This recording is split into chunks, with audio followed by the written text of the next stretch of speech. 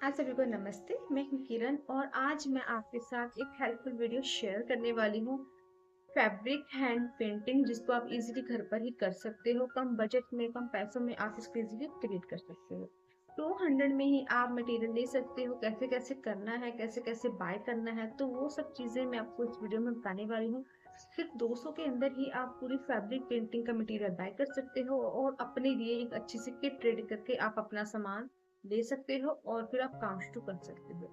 Fabric painting में सबसे ज्यादा इंपॉर्टेंट होता है कि आपके पास अच्छा मटेरियल हो, उसके बाद आपकी प्रैक्टिस अच्छे से हुई हो, फिर ही आप फैब्रिक पेंटिंग में अच्छे से काम कर पाओगे। तो बहुत इजी है, बहुत ज्यादा आसान है, इसमें कुछ डिफिकल्ट नहीं है। फैब्रिक पेंटिंग मैंने तब सीखी थी जब मैं कॉलेज में as a fashion designer student थी। तब 3 साल जब मैं डिग्री कर रही थी, उस वक्त मैंने फैब्रिक पेंटिंग बहुत अच्छे से सीखी थी। मेरे टीचर्स ने बहुत अच्छे से मुझे समझाया था। तो आज मैं काम कर रही हूँ और आपके साथ अपनी जो एक्सपीरियंसेस हैं वो मैं शेयर कर रही हूँ। तो चलिए अभी स्टार्ट करते हैं वीडियो को और बने रहिएगा एंड तक।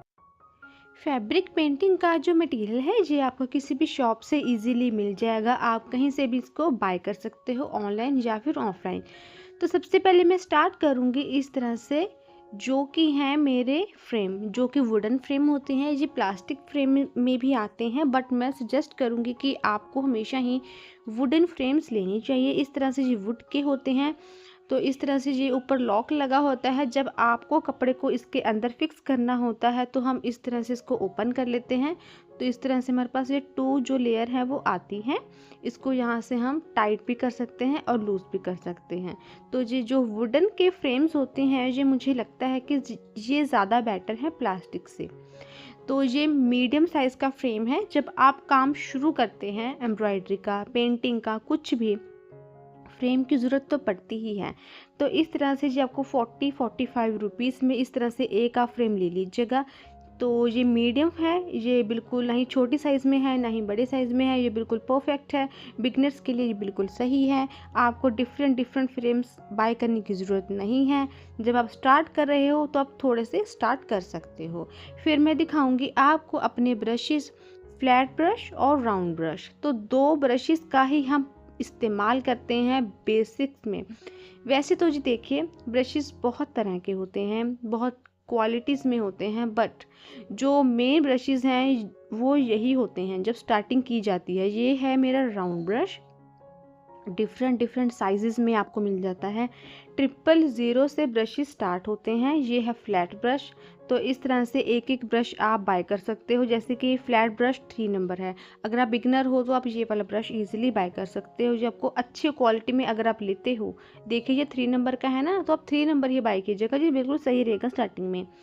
तो जब आप सीखते चले जाते हो, फिर आप जैसे मर्जी और नंबर भी आप बाय कर सकते हो। तो ब्रशेस तो काफ़ी सारे हैं, ये मेन ब्रशेस यही होते हैं जब आप इसको इस्तेमाल करते हो। तो ये है मेरा राउंड ब्रश 3 नंबर। आप इस तरह से इनको बाय कर सकते हो। अच्छी क्वालिटी में अगर आप लेते हो तो आपको एक ब्रश 45-50 एक आपको ब्रश ऐसे पड़ेगा। तो जो 3 नंबर है वो भी 3 नंबर है, तो आप इस अकॉर्डिंगली ब्रशेस को चूज़ कर सकते हो। राउंड ब्रश और फ्लैट ब्रश मेन ब्रशेस होते हैं फैब्रिक पेंटिंग में जब आप काम करते हो, जब आप स्टार्टिंग में करते हो। तो अभी मैं दिखाऊंगी आपको अपने फैब्रिक पेंटिंग के कलर्स, जो कि इस तरह से डिफरेंट डिफरेंट आप एक शीशियाँ भी ले सकते हो। जैसे कि आप अभी बिगनर हो, आप मैं चाहूँगी कि आप ज़्यादा से ज़्यादा कलर्स बाय ना कर लो कि आपने 10 कलर ले लिए, 15 कलर ले लिए, नहीं। अगर आप एक छोटी डिब्बी ले सकते हो जिसमें आपको 6 कलर मिल जाएंगे, जो 80 रुपीज़ की आती है। अगर आपको लगता है कि नहीं मुझे और थोड़े कलर्स लेने हैं, तो आप एक शीशी भी ले सकते हो जो कि 25 की है। अगर आप बड़ी बॉटल लेते हो ये आपको 100 रुपीज़ की पड़ेगी। तो ये देखिए इस तरह से आप इस देख सकते हो कि इस प्राइस भी पीछे लिखा हुआ है, कौन सा नंबर है वो भी पीछे जो है वो सब दिया दे रखा होता है। तो आप जितने कम कलर्स के साथ शुरुआती दिनों में काम करोगे उतना बेहतर रहेगा। 5 से 6 रंग काफ़ी होते हैं स्टार्टिंग में, जब तक वो ख़त्म होते हैं तब आप नेक्स्ट लीजिएगा। तो काफ़ी रहते हैं, ये सही रहता है। जब बड़ी बॉटल्स आप तभी इस्तेमाल कीजिएगा जब आप शॉर्ट पे काम कर लिया हो। तो अभी मैं लूँगी ग्लिटर्स। इस तरह से जो ग्लिटर है इसकी प्राइस है 25 रुपीज़। तो इस तरह से मैं एक ग्लिटर ले लूँगी जो कि गोल्डन कलर में है। ये काफ़ी डिफरेंट डिफरेंट कलर्स में, शेड्स में मिल जाती है। विदाउट ग्लिटर भी मिलती है, ये जिसके ऊपर एम्ब्रॉयडरी लिखा हुआ हुआ होता है। तो इस तरह से बैक साइड पे पूरा दे रखा है कि ये ग्लिटर कौन सी है, किस कलर में है, कब पैक हुई थी, क्या मैन्युफैक्चरर है, सब दे रखा होता है। ग्लिटर की एक चीज़ है, अगर आपने पूरा पढ़कर भी इसको नहीं लेते हो तो वो एक मैं कहूँगी बहुत बड़ी मिस्टेक होगी, क्योंकि जब आपने कोई ग्लिटर बाय कर ली जिसकी पैकेजिंग 2 साल पहले से है, 3 साल पहले से है, अब आपने इसको बाय कर लिया तो वो ग्लिटर अच्छे से चलेगी ही नहीं, वो ख़राब है, वो ख़राब है बिल्कुल। आप उसको इस्तेमाल करोगे, आपकी मनी बिल्कुल वेस्ट है। आप ग्लिटर वही इस्तेमाल कीजिए जिसकी पैकेजिंग ज़्यादा से ज़्यादा 3 महीने पहले की है, 4 महीने पहले की है, उससे ज़्यादा पुरानी मत लीजिएगा प्लीज़। ये है गोल्डन कलर में। अगर आप बिगिनर हो ना तो मैं आपको सजेस्ट करूँगी कि आप पहले सिर्फ 1 लीटर ले लीजिएगा स्टार्टिंग में। जैसे कि आप काम करते हैं तो इंटरेस्ट होता है कि मुझे ये भी चीज़ ट्राई करनी है, तो आप गोल्डन में ले सकते हो। एक हम लेते हैं एक्स्ट्रा फैब्रिक जिससे हम ब्रशेस को क्लीन करते हैं, ठीक है। तो इस तरह से आप कोई भी कपड़ा ले लीजिएगा जिससे हम ब्रशेस को क्लीन वगैरह करते हैं। क्लीन करने का तरीका मैं आपको समझा देती हूँ कि कैसे क्लीन किया जाता है। अब ये देखिए कि मेरे पास एक ब्रश है, उसको मैंने इस तरह से पकड़ा और कपड़े की हेल्प से इसको इस तरह से स्मूथली इसको क्लीन किया। रगड़ के ब्रश को साफ़ नहीं करना है, ब्रश फिर ज़्यादा टाइम तक नहीं चलते हैं, ब्रशेस ख़राब हो जाते हैं, काम भी अच्छे से नहीं हो पाता। जब आप फैब्रिक पेंटिंग स्टार्टिंग में करते हो तो हमें वाइट कॉटन के कपड़े की ज़रूरत पड़ती है, जैसे कि स्टार्टिंग में हम सीखते हैं।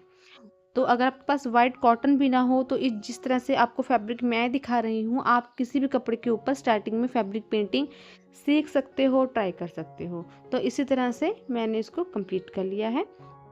अभी मैं लूँगी ट्रेसिंग पेपर, बटर पेपर। अब जैसे कि आपको फ्री हैंड पेंटिंग नहीं आती, कोई बात नहीं, कोई मुश्किल नहीं है, आप छपाई करना सीख लीजिएगा। इस तरह से आप बटर पेपर के ऊपर आप कोई भी डिज़ाइन बना लीजिएगा, फिर आप उसको रख के आप अपनी छपाई इजीली कर सकते हो। बटर पेपर का यही फ़ायदा है, इनका आप इस तरह से इस्तेमाल कर सकते हो। तो ये थी एक छोटी सी वीडियो, आई होप कि आपको काफ़ी हेल्पफुल हुई होगी। तो मैंने पूरी कोशिश की है कि मैं आपको फैब्रिक पेंटिंग के रिलेटेड समझा सकूं। And thank you so much for watching my video. Thank you.